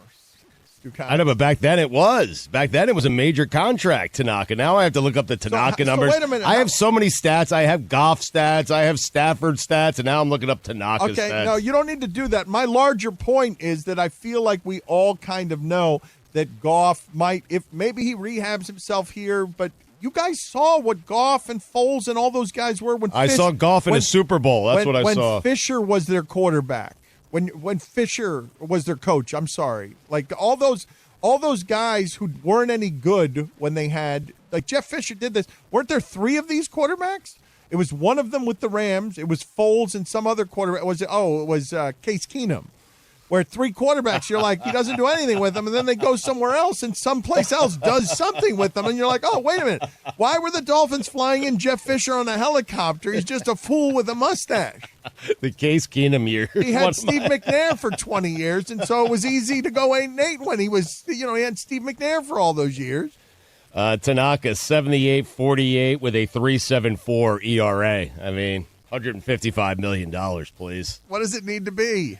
But Tanaka, what does the record need to be? The contract. How many All-Star games? How many, what? He made 2. 155 means you should make the All-Star game every year. Don't you think? Chris, help me with something because the math on this is funny to me. Did your father really write that he voted for the Hall of Fame? I can't wait to talk to him about this tomorrow. Tell me I'm right about this, that I read this correctly, that your father initially voted for Curt Schilling for the Hall of Fame and then heard something Curt Schilling said and called the Hall of Fame and tried to rescind his vote. I did not hear that. You don't read your father, do you? I don't read my father. Chris, you don't read your father. I do sometimes, but then every month you only get a certain amount of free from the Herald every month, so you gotta He won't pay for his father. Chris, Chris, how is this Dan, not? look at me. What do Chris, you want from me? You think I subscribe to all these newspapers? All right, Chris. What are you doing here? Chris, you should be supporting journalism, but if you're not going to do that, you should be supporting your father. He's but if busy you're not, supporting Nokia. If you're not going I know, to seriously, do that, I'm watching these, man. It's tanking. what's This that is rough doing? so far. I want you to give us some information. Last night, I saw a more slickly polished and more professional Greg Cody, now that the PFPI gala has his own podcast to promote, he is actually giving some effort now to the video that he makes with you and the family, now that it supports just him. When he was doing it for us, it was just bare minimum, maximum lazy, it was just garbage again and again. But I saw that last night he seemed to have some production in his house as he did the annual Fantasy League turd gala of his, where he just loves to celebrate himself and just be narcissism at its finest in a suit from the 1980s in a home where the walls were painted in 1980 as well. Well, the PFPI Gala was officially sponsored for the first time ever. So it was like the production value was, the Greg Cody show with Greg Cody sponsored the PFPI Gala. So it had some money put behind it. So the production value was up. Dan, I have a business idea for you now that this new company started. What are two things people love? Newspaper and cable. What if you combine them and you start a subscription service where you pick and choose the number of different newspapers you want to subscribe to for a discounted rate by a bundle? I present to you. I don't have a name for it yet. I just thought of it. Nable. But I figured we were doing like a Shark Tank thing. Yeah. Ooh, Nable. What do you think about that, Dan? You like it?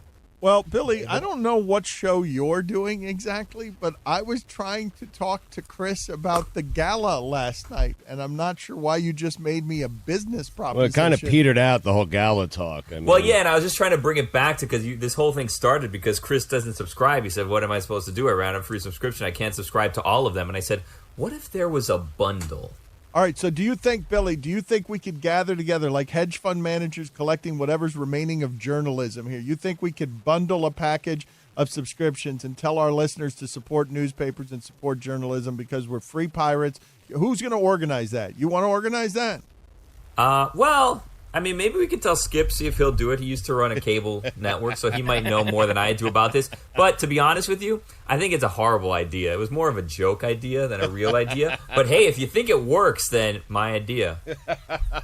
The Athletic, the Times, the Herald, all for $62 a month. Let's get into that business. Let's do it with Colin Cowherd. Mike Ryan's been wanting to talk about Colin Cowherd for the better part of a month. What's your problem with Colin Cowherd, Mike Ryan? Oh, I don't have a problem at all with Colin Cowherd.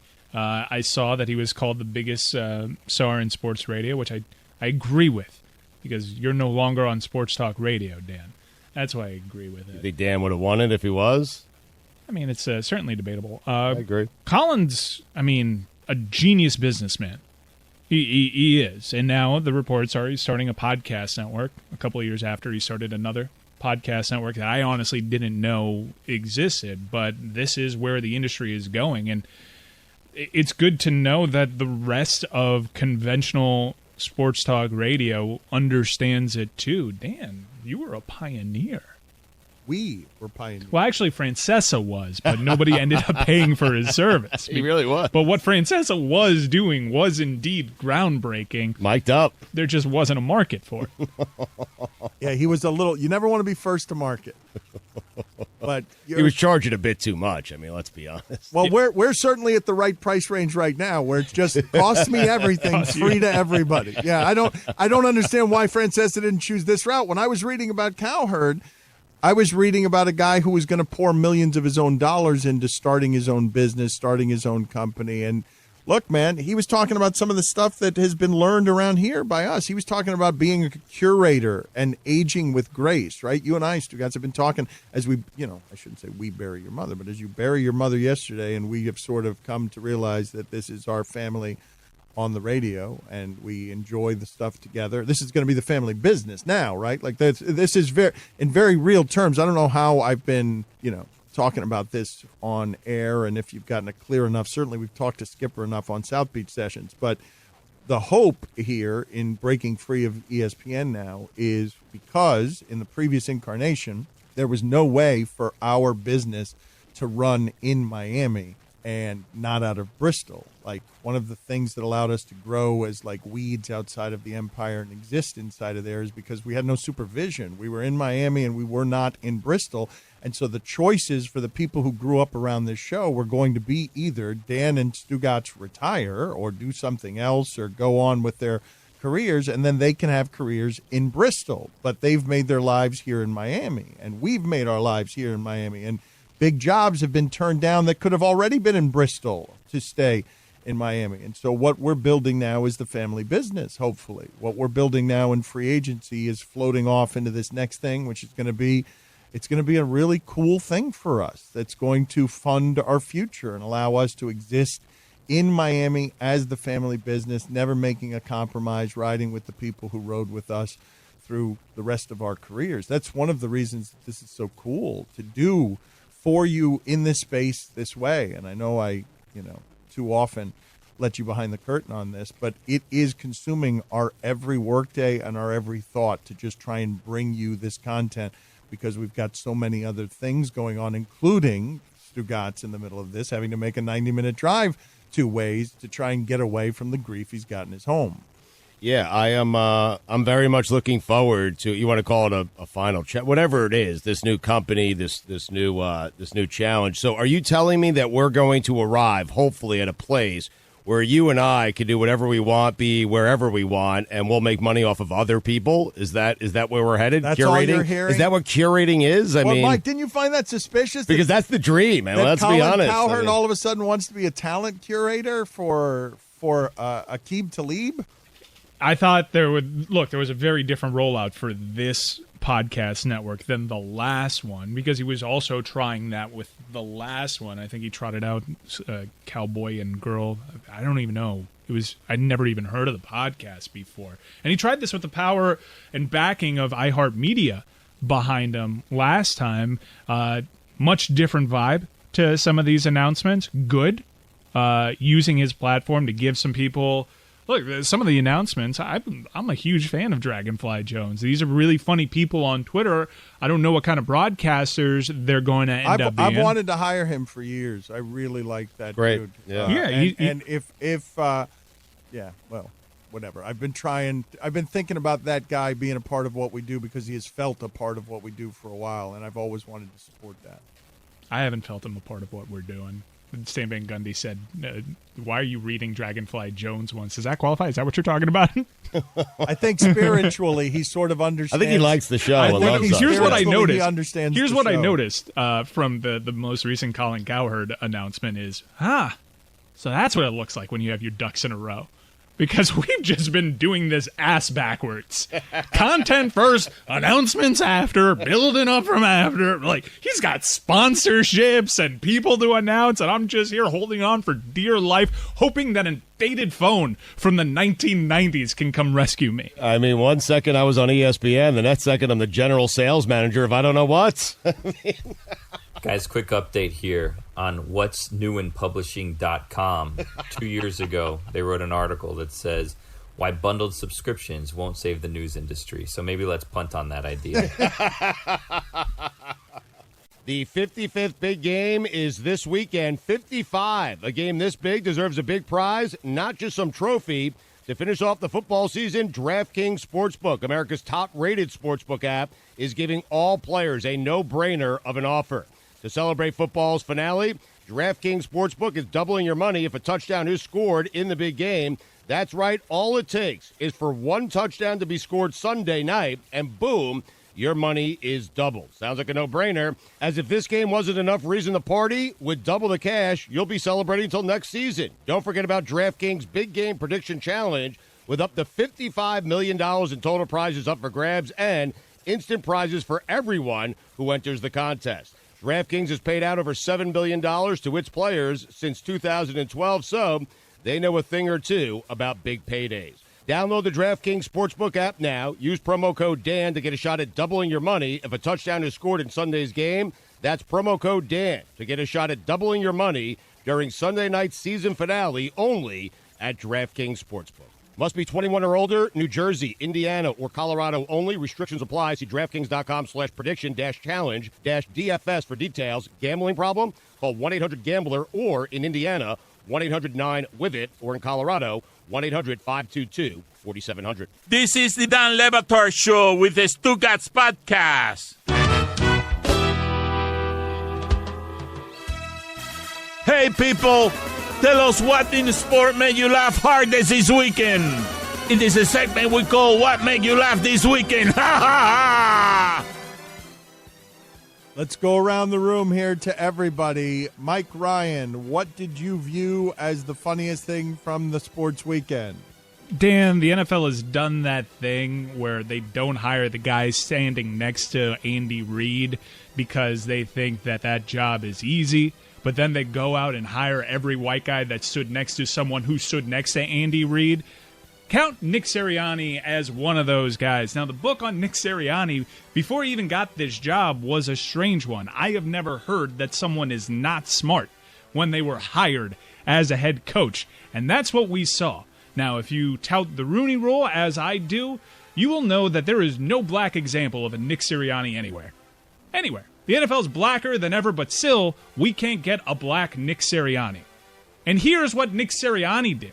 In his introductory press conference over with the Philadelphia Eagles, that's where he is coaching now, and he lived up to his reputation, Dan, unfortunately for him. Next thing that's very important to me is that we build a smart football team, that we have a smart football team here, and I know we have the people in place to do that. The first part of that, the first part of being smart is knowing what to do. We're going to have systems in place that are easier to learn. All right, complicated to the defense or offense that they're going against, but easy for us to learn. Because when we can put that, when we can learn our system and we can get good at our system, then our talent can take over. Less thinking equals talent take over, but we need to have systems in place, and we will have systems in place to do so. Nailed it. Oh, wow. The Eagles replaced old meaty hand Doug Peterson, who was in the Super Bowl with a backup quarterback trouncing Tom Brady last time we saw him. They whiffed on Wentz, and then they're like, you know who we're going to get? We're going to go, as everyone else zigs, we're going to get the dumb guy. You think you're going to be smart? Okay. You think you're going to outsmart us? No, you're not. We're going to out-dumb you. Then what are you going to do? We're going to get the guy who doesn't win the press conference. Yeah, we're not going to do this whole fad of hiring guys that stood next to Andy Reid. Doug Peterson was initially the guy that stood next to Andy Reid. His offensive coordinator, a.k.a. the guy that stood next to Doug Peterson, was Frank Reich. Frank Reich goes to Indianapolis, and what do we get?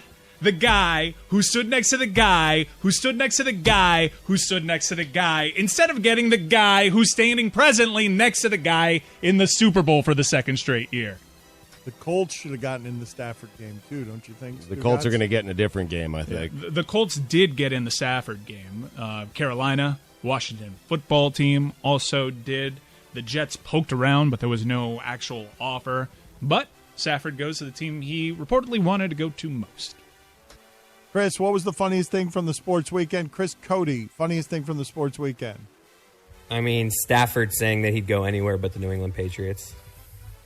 That's so great. He hates Matt Patricia that much that he doesn't want to go back to New England, not just because Patricia came from there, but considering the hiring practices of New England, Patricia may find his way back there. And he just went through that shit, doesn't want it anymore, so he knows if I go to New England, there's a chance Patricia follows me, and I am closing that door. Billy, what was the funniest thing from the sports weekend? Bad Bunny showed up at Royal Rumble and was jumping off the top rope for Bad Bunny reasons. I don't know. What happened to the Royal Rumble, by the way? I remember when the Royal Rumble was like, oh my God, Goldust is back for like the 50th year in a row, and then Pete Rose is dressed like a chicken, right? Or was that a WrestleMania? But it used to be kind of like gimmicky, and now it seems like it's a serious thing, right? Some people made their return, but it's hard to have these cheap pops of Pete Rose when there's no one in the arena to actually give you what you're looking for. Yeah. Can you guys forgive me, please? I have no recollection whatsoever, and I feel like I should be embarrassed by this. Put on the poll, Guillermo, at Le Batard Show. Did you know that Pete Rose was in a chicken costume at WrestleMania? Yeah, he had a rivalry with the Big Red Machine, Kane. That was his nickname, so the obvious tie-in there with Pete Rose. Now, their rivalry spanned several pay-per-views, Dan, and Pete Rose tried to get the jump on Kane, who coincidentally also made his return. Kane is an acting mayor in Tennessee. He's a Republican, so I called him Quane. Get it? Q-A. Well, you know what's funny about that? We're going to get to this in a second, actually. Well, I'm just going to make it my funniest thing. I'm going to make my funniest thing from the sports weekend that isn't going to be from the sports weekend. The Hit King.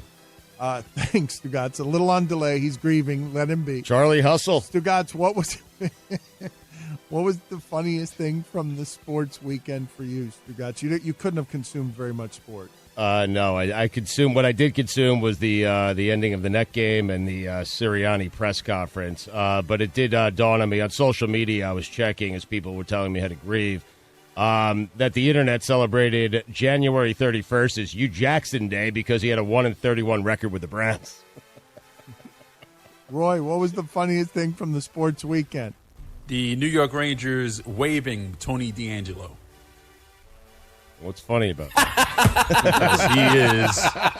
because he is a Trump supporter and apparently a racist. So that was incredible. Oh, got it now. Got it. Chris, what a good teammate. I regret laughing. Hold on a second. All right. Well, Roy. Real laugh riot.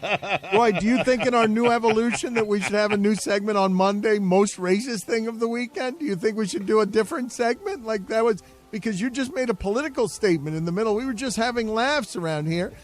And poor Chris Cody. I know, man. You got to tell me these things. He was just trying to support be careful, you. Chris. He didn't even understand what you were saying. And next thing he knows, he's howling with laughter at racism. Well, that's on Chris. I mean, he's right, Chris. He is right.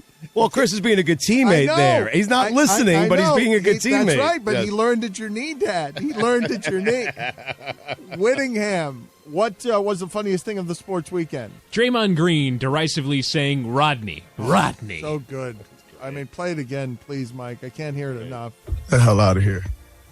Tough guy, Rodney.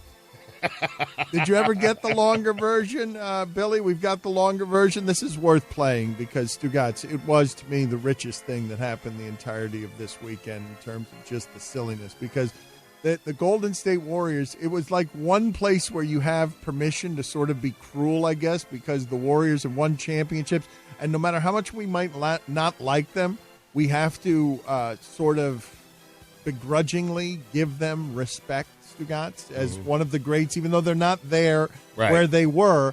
And so when they choose to drag as a team Rodney McGruder for being Rodney McGruder, it's unusual, okay? But it's usually something Barkley does, right? Shaq's been trying to carve this lane out in broadcasting now, and people are finding it ham-fisted because he calls out Donovan Mitchell. Hey, I said you don't have what it takes to win a championship, and I just wanted to say it to your face as if it was bravery. It's not bravery. You're disrespecting somebody. Donovan Mitchell doesn't deserve that. He's an excellent basketball player. Nobody disputes his toughness or anything else, right? No, but Shaq is right. But you never hear this happen, though, where so Rodney McGruder is in a bit of a scuffle with the Golden State Warriors, and Klay Thompson, who's not even playing, is just on the broadcast, says, how's this guy even in the league? As if you're any good at what you do. It was just very condescending, dismissive. And then Draymond Green afterward just blowtorched Rodney McGruder's face. Draymond, what happened at the end there with McGruder? I don't know. I was in the locker room. But apparently he was taking up for Wayne Ellington. When the Rodney McGruder become the tough guy of the team? Like, I don't know, man. Everybody in the league tough these days. It's crazy. I've seen a lot of tough guys this year. I don't understand it. And don't nobody do anything. Like, if you really wanted to do something, you could have done it. Walk over there talking shit like he's a team tough guy. The hell out of here. Tough guy, Rodney. Tough guy. Also, I'm rocking with Juan T. Juan T was about to bring that town business shit out on him. And, I'm rocking with Juan T on that one anyway. Also, I think it was something that Juan said in the first or second quarter to Wayne Ellington. You ain't got nothing better to do that you still thinking about something from the first or second quarter when you weren't in the game. So apparently Wayne Ellington must have went over to the bench. I guess he went and told Rodney McGruder because he hadn't been in the game. I don't know, man. There's too many tough guys in this league these days for me.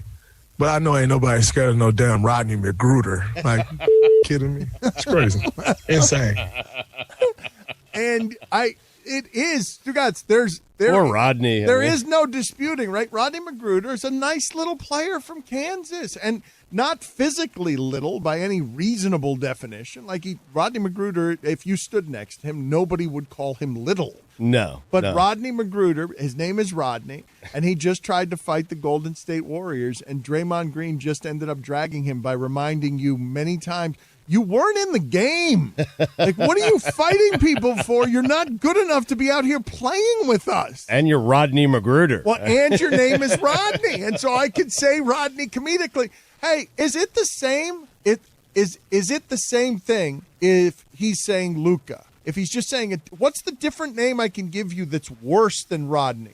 Because there's something about the Rodney there that's landing comedically that makes that name and that condescension stronger than just about any other name that you could choose, because he is spitting at the name Rodney and just telling you the undercurrent of it is you are not allowed to be a tough guy when your name is Rodney. And this is without exception. Mason. I'm trying. I can't find one that's better than Alvin. Alvin. I don't know. Alvin, though. I mean, man, Rodney's pretty good. Well, my funniest thing... Alvin McGruder? Alvin. Yeah. Alvin's pretty good. Yes, yeah, yes, Al yes. for short. Yeah.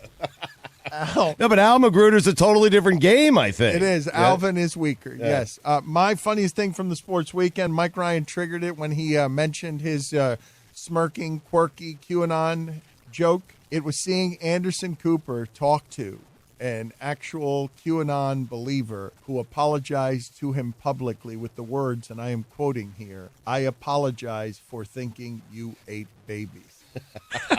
This was a serious thing that happened on CNN. Anderson Cooper was, and Anderson Cooper asked seriously after that. We just had freedom infringed upon with people storming the gates.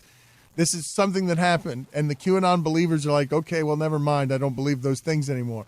But Anderson Cooper had an exchange in which the man said, yes, I'm sorry. I apologize for thinking you ate babies. That is the quote.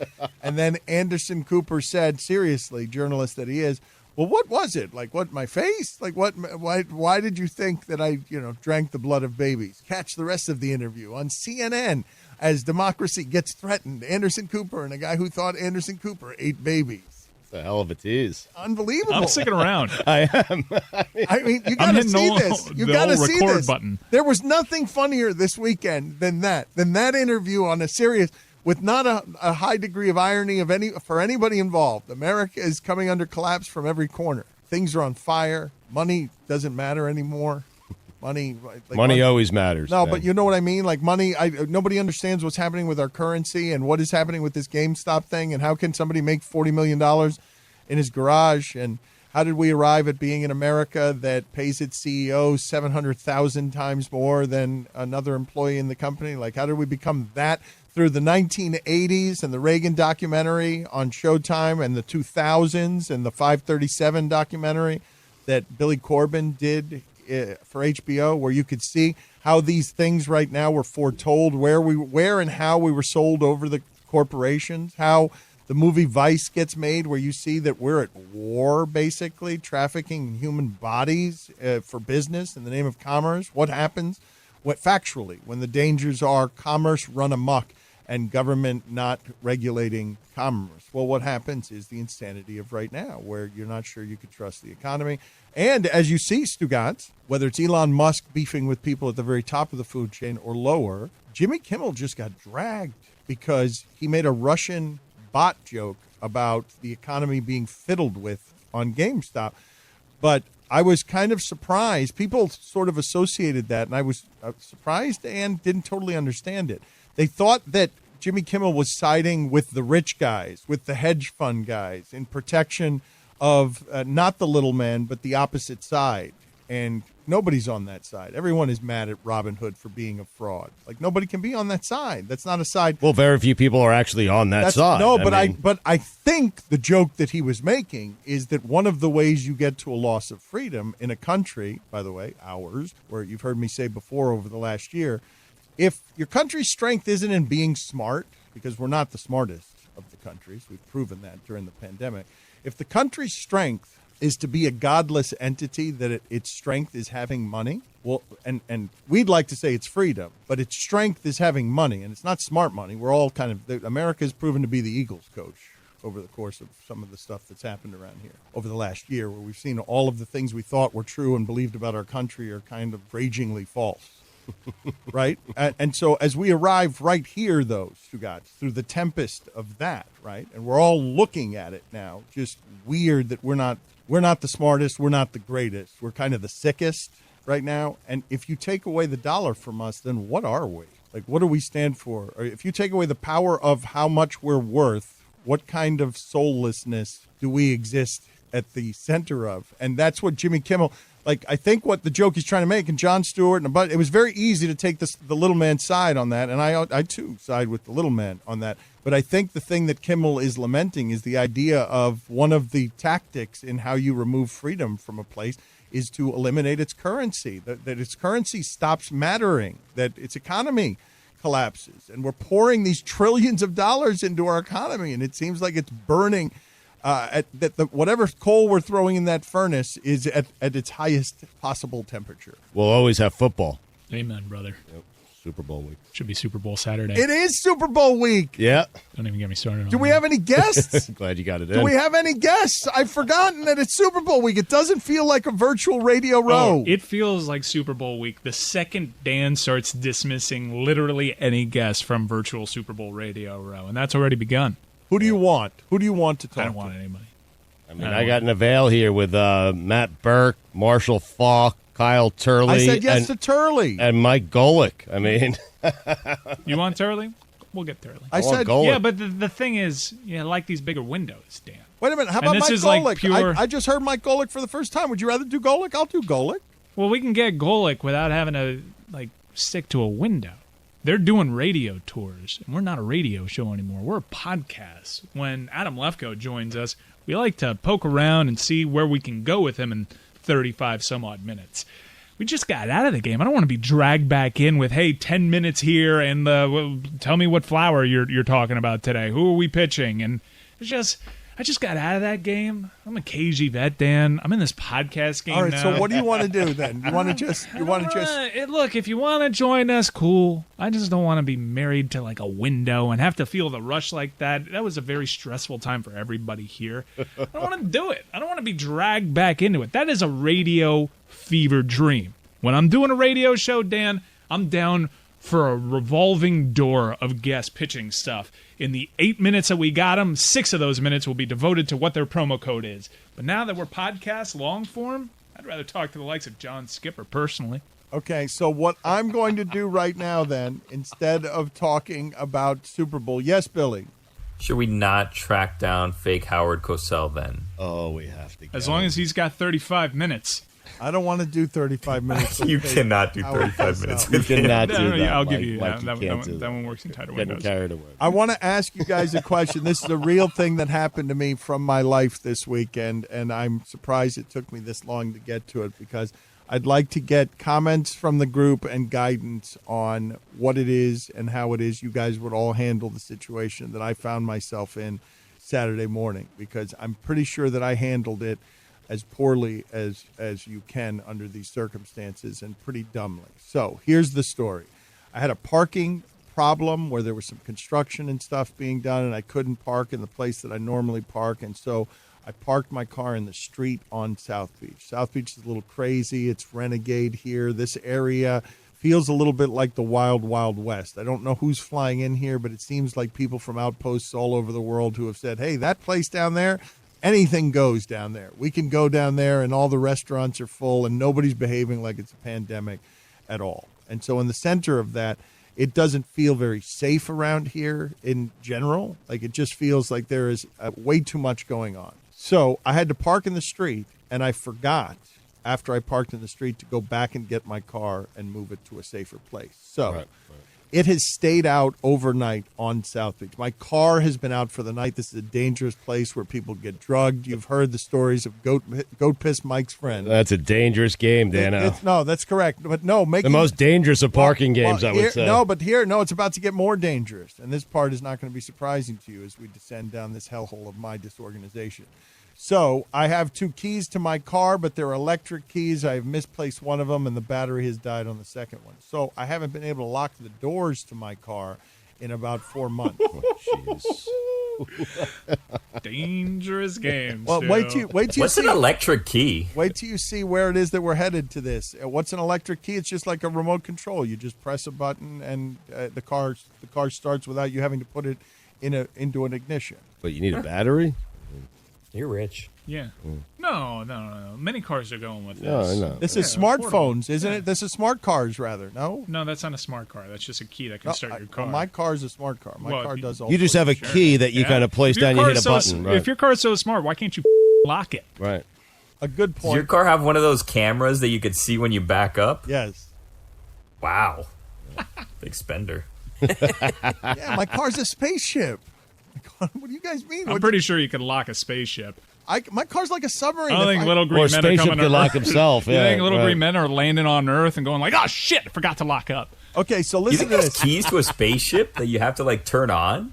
Like who gets those? Like a retinal scan. So listen to this. So I can't lock my car, and I realize upon arriving at my car that my car has 2 doors, and on the passenger side door, my passenger side door is wide open. It's off to the side. And this is all you see on South Beach at this point. Like 9 a.m., 10 a.m. South Beach is sort of the litter after a parade, the thing that smells like elephant poop after the circus has left town and they haven't cleaned up real well. It's kind of like what Mardi Gras feels like. New Orleans, piss in the alleys and just the remnants of people doing too many dumb things over the course of the night. So the door is open and I'm walking up and I'm like, oh, I've been robbed. Clearly whatever was in the car is no longer in the car. But no, that's not what happened at all. No, friends. What wasn't in the car before is now in the car. The thief, the would-be thief, who has clearly gone through my glove compartment because I could see the 2 single-dollar bills that were in there on his chest, is asleep in my back seat on the job.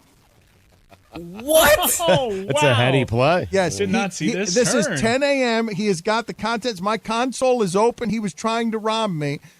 Whatever it is that was happening, but he was so drugged by whatever was going on in his life at the moment that he simply said, not in the front seat. He took the complicated spaceship's front seat and moved it back electronically so he could just sit in the back seat with the door wide open and fall asleep with the $2 that were in my console on his chest.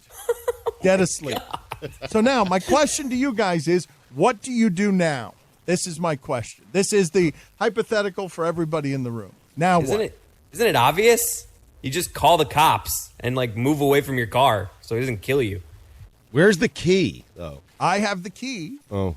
I'm walking up with the key, but the key is to put in the ignition because the electronics don't work and I need to get a new key. Do you want to call the cops, though, on a guy going through such a tough time? That's not Dan. Yes. Dan's not going to... Chris, you and I, perhaps, but not Dan. Dan's not going to call the cops Dan, on the did you guy. approach the person at all and say, hey, what got you No, here? wait a minute. I'm not going to allow... You started eating his grief? You guys are going to laugh at where Sounds this... like a grief sandwich Put to me me. in the car. You Put guys- me in the car. You guys are going to love where this story ends up and how it is that I handled it. But, Billy, what are you doing? I need answers to all of you to these questions. What are you doing? I'm either crying or calling my wife to figure out what to do with this situation. Stugotz, what are you doing? I mean, I'm probably with Chris where I'm calling the cops. Like, you just don't know. Like, I wake the guy up, I try to do something nice. Next thing I know, he's kicking my ass on the sidewalk. I don't want that. Or just kind of walk away and pretend you didn't see it, and you're like, this will play itself out. I'll come back in a couple hours. Try to wake him up. Just walk by and go, wake up! Get out of my car as you walk by. But, Billy, you're saying give him a good night's sleep and come back the next day and see if he's still there? See if this thing resolves itself. Like, I didn't see that. I didn't see someone in my car. Let's look up the insurance number just in case. But I'm going to ask my wife how to handle this. No, not how to handle it. I'm going to ask her to handle it for me because I'm not capable of handling that situation. Is your wife available? Can we talk to her? Can we ask her? Like, I'd like you to make that phone call just to see what hypothetical answers she has to what it is she would do in that circumstance. Roy, what would you do in that circumstance? I'm yanking him out of the car and beating the shit out of him. Whoa. Wow. Oh, tough guy Roy. I call BS. Mm-hmm. Oh, yeah? Try it. Uh-oh. More I'd like to see Chris try that, What is actually. going on? Yeah. Break into his car tonight, Chris. We have the equalizer on our show right now. Why'd you choose that one? It's perfect. Why didn't you choose any of the others? Well, because you haven't seen the commercials. Because Queen Latifah is now the equalizer. Why did you choose the equalizer? Perfect. Because you haven't seen the spots. Queen Latifah is now the equalizer, which I think, in essence, makes us equal. That's right. That's what we're going for. Yeah, so there. it's like apropos. Yes. Equalized. Apropos. So That's almost as good as Shiva get. So this is what happened. I go up and I start rapping on the window, the back window of the car. Yeah? You got bars? Rapping. With my knuckles, and he's hard to wake up because he's not just a little bit asleep. He's dead asleep. Like, this guy is out, and I'm like, yo. And then he comes to groggy and kind of drugged, again, with my dollars that he's trying to steal. The incriminating evidence is on his lap, the $2 I had in the console. And so he doesn't know where he is. He's asking me where his friends are. He's asking me where his bag is. He had Poor guy. Now I feel bad. Had a big bag. He's asking me to open the trunk of my car to see if his bag is in the trunk of his car. He's asking me. No, hold on a second. No, it was not. He's asking me for $20. I give it to him, and then he asks for me 10 more. And then, as I'm like, hey, I gotta go, man. I like, you were trying to steal stuff from my car, and you just made out 10 times what you were gonna get because you just asked me for $20 and I gave it to you. You need to get out of here. And he's like, can you take me to Wynwood? You did it, didn't you? You did it. You took him to Wynwood. No, that's where I drew the line. Really? I actually drew the line at, you need to close my door. I have now officially arrived at angry. Like, son, get out of here, He man. kept asking for more. Yeah, I thought you were an Uber. Well, he sensed the sucker. Little Stugotz and everybody. Then, hey, can I do security for you? You want a job? $1,000 a day. And then he hosted the PFPIs later that evening. Who thought that was going to end with he's living with Dan now? They've hired Until him. he gets back on his feet. He's hosting Mystery Crate this week. Him and Goat Piss Mike. Is there a part of you that was ever worried, what if this person is dead in my car, then what do I do? Oh no, my DNA is all over that thing. I start getting paranoid that I'm going to be wanted for the person's death who just tried to steal my car. There was only $2 on him, and we tracked them back to you. Has there ever been a motive for murder of $2? Like, what would someone have to do to Dan for Dan to, like, get angry with them and call the police? He's just like, oh, you're sleeping in my car after trying to rob me? Ask for a ride to Wynwood. That Let me would walk be you the home, thing. man. Yes. Wynwood. I just can't get over Roy. I can't either. Roy, Get out of the car, perp. Roy, slamming their head on the... Roy, honest to God. You're under citizens arrest. No, and then more than that, and then he showed you. Wait, Mike, it's even better than that. On top of that, then he also gave you his movie poster theater line when he becomes that action hero. Try me is what he hit. You wouldn't Just do that. protecting my property, Dan. You wouldn't do that. Try He me. hit Chris with a try me from the gut, meant to be guttural, just a totally empty threat offered by Zoom, like threatening to nobody. Why did you decide to become the equalizer, Roy? Why? Why did you It do wasn't that? directed at Chris. It was directed on the universe. Try it. Roy, Man, it sounded like it was directed at Chris. Roy, why are you pulling him out by his lapels from my car, doing a roll on the sidewalk in which you have your feet in his waist and you're flipping him over your back, ninja style, because all of a sudden you are the baddest man in the universe? I'm just protecting my property, Dan. I would just lift him up and do an Alabama slam, just like a hardcore Holly. Who are you? Alabama slam. Is this before or after you ask him where the Joker is? I don't understand what Roy is doing. When has Roy turned himself into some master of the martial arts? In his defense, we needed it because me and Chris were calling the cops and Billy was calling his But wife. when did you become Steven Seagal? Like what? With a signature line of "Try me." I mean, sometimes you just got to defend yourself, your property, and your family. Yeah, but and, it's the way sometimes you it resorts to violence. Okay, all right. So you're just going to start punching in the back of the car? That's Does Roy actually believe this, or is Roy just doing like what's Roy happening is too here? deep into the lie right now. Try me.